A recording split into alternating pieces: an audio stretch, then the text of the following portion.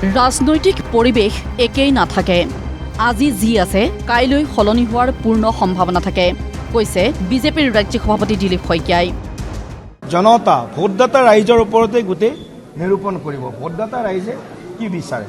আৰু ৰাজনৈতিক পৰিস্থিতি আজি যিটো আছে, অহা এমাহ পিছত ইয়াৰ সলনি হোৱাৰ সম্পূৰ্ণ সম্ভাৱনা আছে।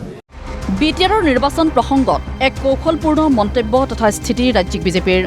গেৰুৱা শিবিৰে এককভাৱে বিটিআৰত নিৰ্বাচন খেলাৰ কথা ৰাজহুৱা হোৱাৰ পাছত ৰাজনৈতিক মহলত ভিন্ন চৰ্চা আৰম্ভ হৈছিল। আৰু সময় যিমানে আগবাঢ়িছে সিমানেই চৰ্চাবোৰ বাস্তৱ হোৱাৰ দিশত।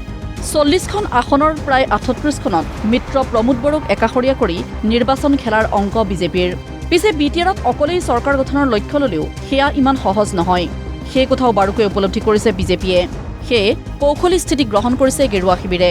সময় আৰু প্ৰয়োজন অনুসৰি হয় প্ৰমোদ বড়ো নহয় হাগ্ৰামা মহিলাৰীৰ হাতত ধৰি বিটিআৰ দখলৰ ব্লু প্ৰিণ্ট বাজপেয়ী ভৱনত। আৰু পোনপটীয়াকৈ নকলেও বিজেপিৰ ৰাজ্যিক সভাপতিগৰাকীয়ে তাৰেই ইংগিত দি ক'লে দুৱাৰ সকলোৰে বাবে খোলা আছে। বিজেপিৰ কাৰণে ৩৫ লক্ষ বিটিআৰবাসীৰ দুৱাৰ খোলা আছে। তো হাগ্ৰামা মহিলাৰো বিটিআৰৰ, প্ৰমোদ বড়ো ডাঙৰীয়াও বিটিআৰৰ, অঞ্জলি দৈমাৰী ডাঙৰীয়ানীও বিটিআৰৰ, এনেকুৱা বিটিআৰৰ বহুত নেতা যিসকল বিভিন্ন দলৰ নেতৃত্ব লৈছে। তা আমাৰ কাৰণে কাৰো বাবে দৰ্জা বন্ধ কৰা নাই আমি। আমাৰ কাৰণে সকলোৰে দৰ্জা আমি মুকলিকৈ ৰাখিছোঁ। ৰাজনীতিত সকলো সম্ভৱ, সময়ত মিত্ৰ সময়ত শত্ৰু।